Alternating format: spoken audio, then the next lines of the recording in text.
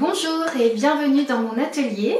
Je m'appelle Céline et je suis créatrice de patrons de tricot pour la marque Mademoiselle Petroni. Et je suis également professeure de tricot et de crochet. Bienvenue dans cette nouvelle vidéo.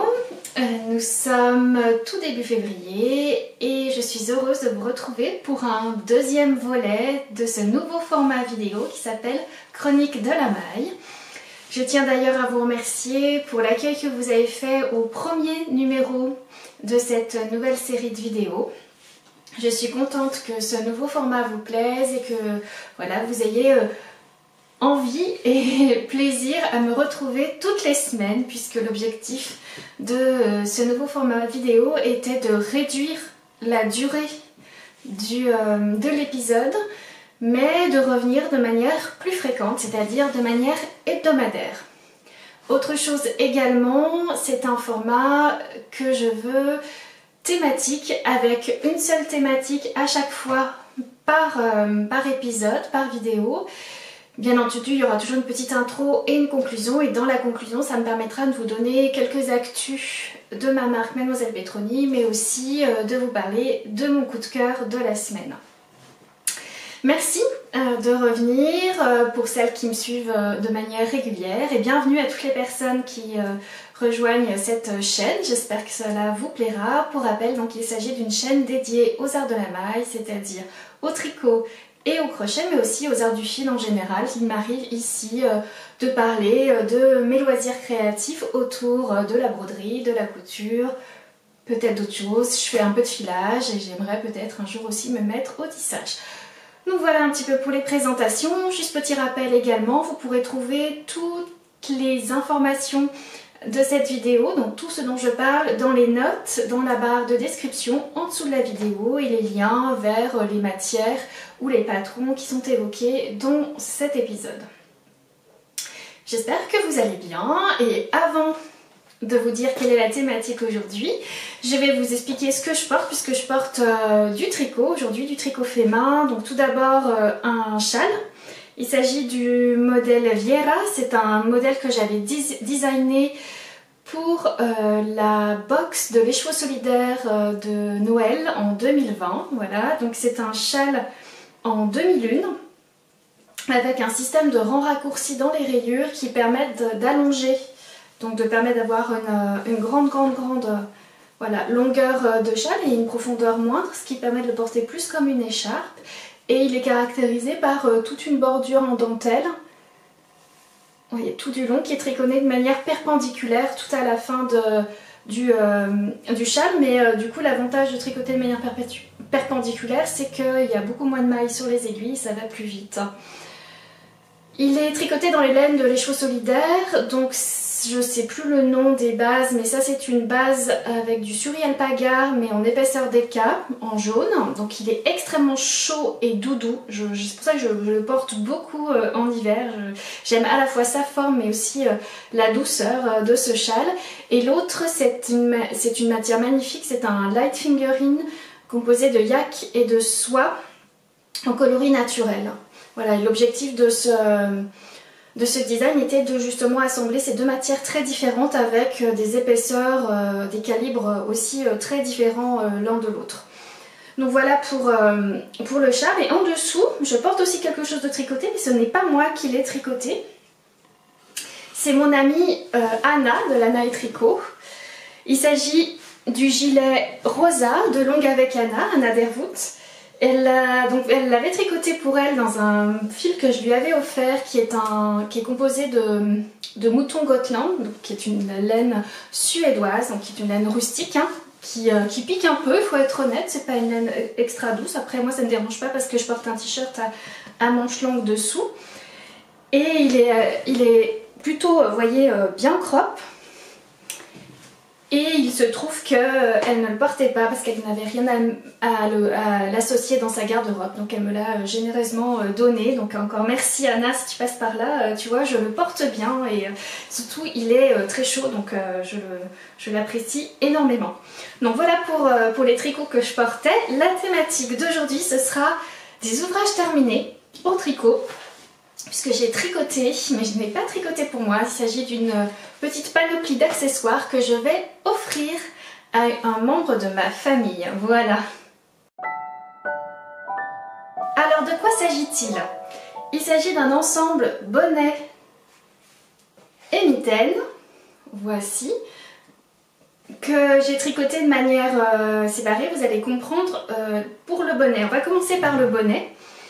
Il s'agit d'un modèle que vous pouvez retrouver, c'est un modèle gratuit sur Ravelry. Il s'agit, alors je prends bien toutes les notes, hein. Si je regarde en bas, c'est parce que j'ai mon cahier de notes, voilà, et ça me permet de bien être précise et concise dans mes explications.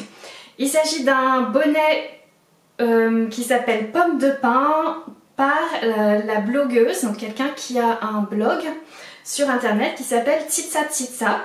Donc vous retrouverez de toute façon tous les éléments en barre d'infos. Il s'agit donc d'un modèle gratuit que vous pouvez... Donc le lien sur Ravelry vous renvoie à son blog et vous avez un PDF à télécharger gratuitement. C'est un bonnet avec des torsades comme vous pouvez le voir. Il est en taille unique. Et il est tricoté avec un fil qui est recommandé d'épaisseur Aran. Pour le tricoter en aiguille numéro 6 en 6 mm pour un échantillon de 16 mailles sur 22 rangs. Donc c'est un fil épais, en tout cas un échantillon bien épais puisque 16 mailles c'est vraiment de la rang déjà bien épais. Voilà, pour ma part, je l'ai bien tricoté avec un fil de calibre Aran mais qui n'a pas le même échantillon. Puisque ce que j'ai utilisé comme fil, c'est un fil que j'aime beaucoup, que je connaissais bien, donc j'avais déjà eu l'occasion de travailler notamment pour faire un modèle pour la boutique dans laquelle je travaille à Chambéry. Et il s'agit du fil donc de la marque Rowan et c'est du kit classique qui est composé de lambswool, donc de laine d'agneau et de kid mohair. Donc kid mohair c'est une variété de laine mohair. Et donc au niveau du pourcentage, je ne veux pas vous dire de bêtises. Est-ce que je l'ai là? Oui, 70% laine d'agneau et 22% mohair et il reste quand même 8% polyamide. Donc il y a un petit peu de nylon dans le fil, ce qui permet qu'il résiste bien et qu'il tienne bien. En tout cas, moi ce que j'aimais beaucoup dans ce fil, c'est qu'il est très léger. Il est vraiment très léger. Vous voyez, il est vraiment très souple, hein. Il est mou. Mais il gonfle bien, il prend bien sa place, c'est ça qui explique qu'il a donc une épaisseur Aran puisque le mohair vient prendre toute la place de remplir la maille, comme on dit. La maille se gonfle d'air et ça remplit bien le tissu. Tout en gardant un effet très moelleux, très léger et très mou. Le coloris c'est le Burgundy, donc le numéro exact, vous trouverez de toute façon, c'est pareil, je vous mettrai le lien vers ma fiche projet dans Ravelry et vous aurez tous les éléments. C'est, alors shade, la 00894, donc qui est un joli, on pourrait dire prune, voilà, violet prune, moi je trouve que plus que Bordeaux, ça tire plutôt vers le lit de vin que vers le rouge Bordeaux. C'est un modèle qui est vraiment accessible à des débutants puisque c'est un modèle aussi que je propose à mes élèves du cours débutant. Bon, bien sûr, l'avantage, donc pour vous donner une idée, je propose un parcours débutant où les personnes qui arrivent en septembre ne savent pas du tout tricoter, n'ont jamais tenu d'aiguille dans leurs mains. Et vous voyez là, j'aurais proposé de faire le bonnet avec les torsades fin janvier, pour vous donner une idée un petit peu en combien de temps elles ont pu se mettre à tricoter ce bonnet, donc peut-être ça peut être un repère pour vous. Donc il est composé, il se tricote des côtes du bas vers le haut, on fait un montage de 84 mailles, je vous dévoile rien puisque de toute façon le patron il est gratuit, on met en place des côtes de 2 avec les aiguilles les plus petites. Donc moi c'est ça la différence, c'est que moi au lieu de le tricoter en 5 mm et en 6 mm, c'est-à-dire en 5 mm pour les côtes et en 6 mm pour le corps, j'ai tricoté avec une demi-taille d'aiguille en dessous, je crois, oui c'est ça, en 5,5 pour le corps et en 5 pour les côtes de 2. Donc j'ai fait des côtes de 2 pendant le nombre de centimètres indiqué. Bien entendu, comme je n'avais pas le même échantillon, et ben j'ai mesuré à chaque fois pour être sûre, puis j'ai mis en place le système des torsades. Donc on a des torsades sur 6 mailles croisés à gauche, donc c'est bien expliqué dans le patron comment les réaliser. Puis on a une toute petite torsade d'une maille qui s'intercale à chaque fois. Tout ça sur un fond de maille en vert, pour bien faire ressortir le motif des torsades. Les torsades ont tendance à beaucoup mieux ressortir quand on tricote sur une base de jersey en vert plutôt que sur du jersey en droit. Donc moi j'ai tricoté, j'ai pas suivi le nombre de répétitions du motif en hauteur puisque je savais que je n'avais pas le même échantillon, donc j'ai mesuré. Comme il n'est pas pour moi et comme il est pour une personne qui est quand même plus grande que moi, j'ai décidé de faire une longueur plutôt voilà, au-dessus de 20 cm. Je crois que j'ai calculé, j'ai fait 21 cm depuis le rang de montage avant de faire les tours de diminution. Alors les tours de diminution, il n'y en a pas beaucoup, je crois pas dire de bêtises, il doit y avoir, disons qu'ils se succèdent très vite, il n'y a pas une couronne à vrai dire, hein. Ça réduit très vite, vous voyez. Donc là il y a un pompon qui est jaune mais ça vous permet quand même de voir comment ça se resserre très vite sur le haut du bonnet. Et donc moi j'ai fait 21 cm et après j'ai fait les 4-5 rangs qui restaient pour finir, enfin 4-5 tours pardon, pour resserrer le bonnet sur le haut. En sachant que pour moi il y avait quelque chose qui ne fonctionnait pas dans les explications, donc j'ai modifié et j'ai mis en note dans ma fiche Ravelry. Vous pouvez aller voir les notes, j'ai expliqué comment j'ai fait pour retomber sur le décompte de mailles qu'elle disait dans le patron. Et pour que ça puisse fonctionner et fermer le bonnet, en sachant que j'ai fait un tour de diminution supplémentaire aussi pour n'avoir plus que 7 mailles sur la fin au lieu de 14 mailles pour pouvoir bien le refermer, puisque je voulais fixer ensuite un pompon. Alors c'est un pompon de chez Rico Design, je ne veux pas dire de bêtises, que j'ai acheté aussi à la mercerie Café Créatif à Chambéry. Voilà, je l'ai voulu le faire gris pour le contraster un peu, donc je vais essayer de vous le passer sans trop me décoiffer. Voilà. Donc pour moi il est grand, hein. Puisque l'objectif c'était qu'il soit, donc il me sert pas du tout.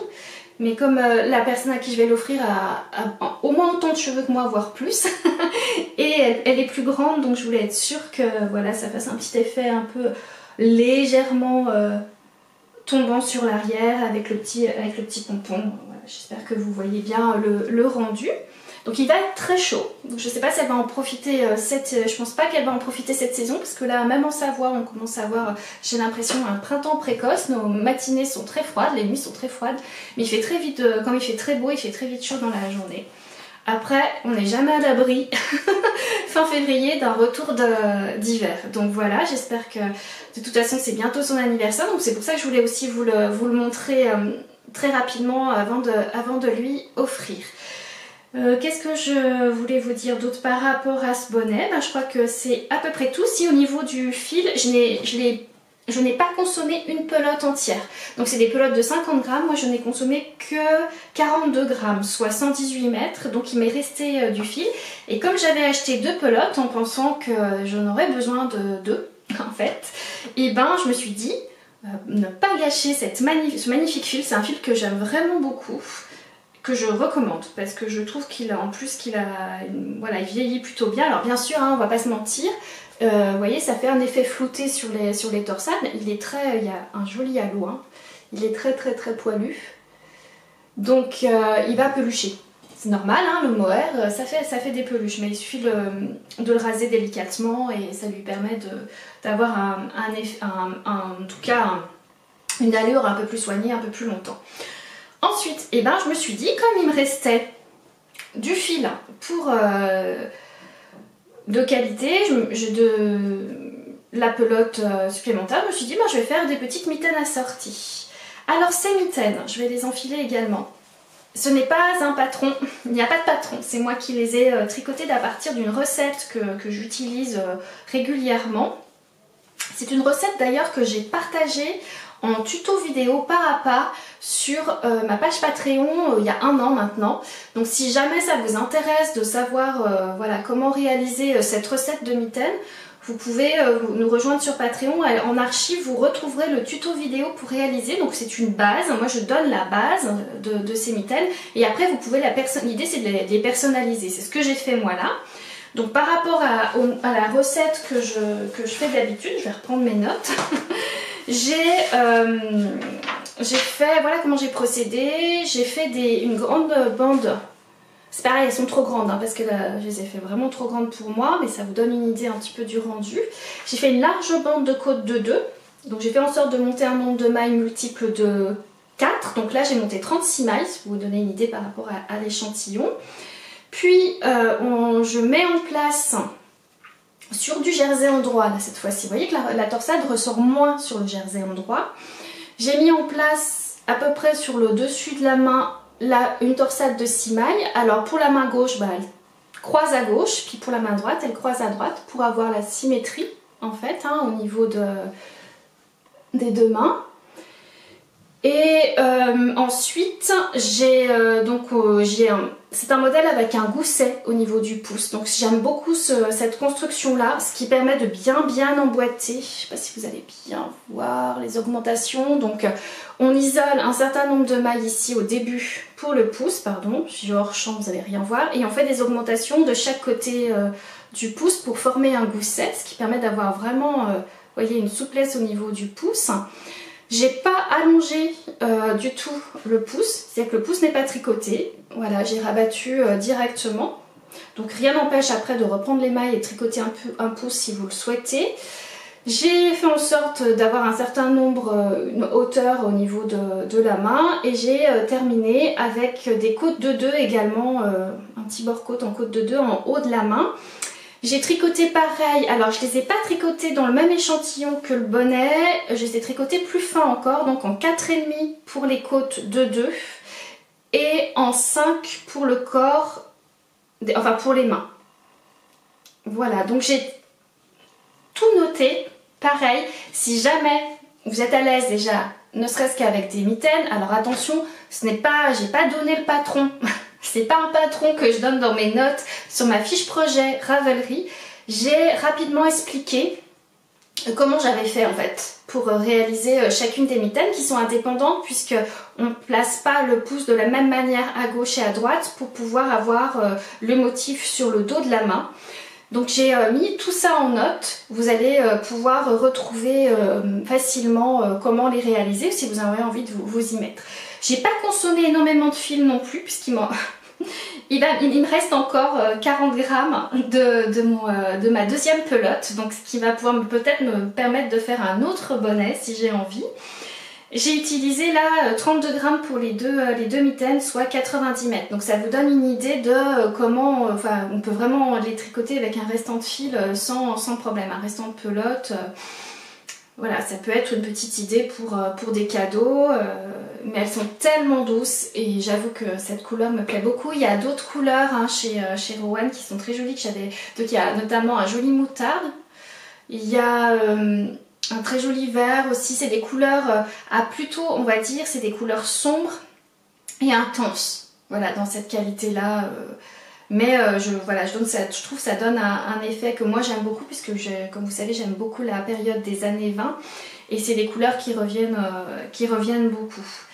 Donc voilà, j'espère que ça va plaire à la destinatrice. Je vous dirai d'ici là si ces petits accessoires auront plu pour la personne à qui elles sont destinées. Donc voilà pour ce qui concerne ces ouvrages, cette petite combinaison d'accessoires que j'ai terminée, que j'ai tricoté cette semaine. J'en suis super contente. Il est possible d'ailleurs, je vous ai pas dit que cette année je tricote beaucoup plus sur tout le tricot que je vais faire sur mon temps personnel. Je vais essayer de dédier un peu plus aux autres car j'étais un peu frustrée sur Noël. J'arrive pas à offrir des cadeaux faits main ou des cadeaux tricotés pour la période de Noël. C'est trop intense pour moi sur cette période. Et à moins de s'y prendre très à l'avance, je n'arrive pas à offrir des cadeaux faits main. Donc je me suis dit que c'est beaucoup plus facile finalement d'offrir des cadeaux faits main pour les anniversaires de mes proches, puisque ça se répartit un peu sur toute l'année. Et voilà, donc je me suis... c'est une de mes intentions de la pratique du tricot cette année, c'est de faire de temps en temps comme ça des petits cadeaux en tricot pour mes proches, pour leurs anniversaires. Et moi je me réjouis tellement de fêter leur anniversaire, donc ça me fait très plaisir de pouvoir leur offrir des petits tricots. Voilà, Pour conclure cet épisode, une première actu tout d'abord concernant l'anniversaire de Mademoiselle Petroni. Puisque nous sommes en février, février est le mois anniversaire de ma marque, ça fait 6 ans, depuis le 7 février 2017 que Mademoiselle Petroni est déclarée au registre du commerce, donc j'aime bien célébrer cette période. Il vous reste quelques jours pour profiter de l'offre d'une remise de 30% sur l'ensemble de mes patrons de la boutique Ravelry. Alors hormis le dernier modèle qui est sorti, hormis le gilet Vivienne qui est sorti au mois de février, tout début février, sur tout l'ensemble de mes patrons, vous avez une remise de 30% jusqu'au 14 février, donc n'hésitez pas à en profiter. Pour cela, je vous remets ici le code qu'il faut utiliser sur ma boutique Ravelry pour pouvoir bénéficier de cette remise. Donc c'est 6 ans Miss P, tout en majuscule et tout accroché, pour pouvoir profiter de cette offre. J'espère que vous pourrez le faire et n'hésitez pas à me dire sur quel modèle vous allez pouvoir profiter de cette remise. Autre chose, rapidement, sur ma page Patreon, je vais décider de vous dire un petit peu chaque semaine ce que je vous propose. Comme ça, peut-être ça vous donnera envie de venir vous abonner pour un petit moment. Alors, la première semaine de février, j'ai proposé un article qui est un exercice créatif, un petit challenge créatif pour vous amuser autour de la technique de l'intarsia, du tricot intarsia. Donc voilà, ça va revenir au fil du mois de février, mais c'est pour vous faire découvrir cette technique et surtout comme c'est amusant en fait de jouer avec le travail de couleur en jacquard intarsia. Et cette semaine, c'est l'article audio.